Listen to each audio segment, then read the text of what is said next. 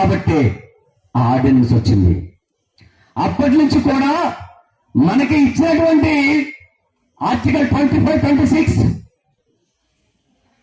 స్వేచ్ఛను హరించటానికి వీళ్ళెవరు.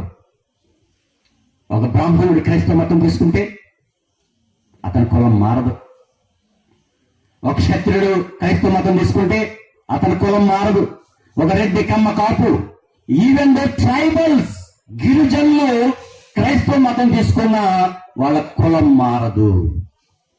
కేవలం మనమే ఎస్సీలు మాత్రం క్రైస్తవ మతం తీసుకుంటే మన కులం మారిపోతుంది. దానికి రాంగ్ ఇంటర్ప్రిటేషన్ ఇస్తున్నారు. ఈ మధ్యకాలంలో నేను చూస్తున్నాను, అవివేకులు, అజ్ఞానులు, అధ్యయనం లేనటువంటి మాటలు మాట్లాడుతున్నారు. రాంగ్ ఇంటర్ప్రిటేషన్ ఏంటంటే, క్రైస్తవ మతంలో కులం లేదు కదండి, మరి క్రైస్తవ మతం తీసుకున్న కులం ఎలా వస్తుందండి, మరి బీసీ ఎలాగయ్యాడు? Point number 1. పాయింట్ నెంబర్ 2, ఎవరు అవునన్నా కాదన్నా ఈ దేశంలో కులం ఉంది. ఎక్కడి నుంచి వచ్చిన మతంలోకైనా నువ్వు వెళ్ళు, కులం నీకు కూడా వస్తుంది.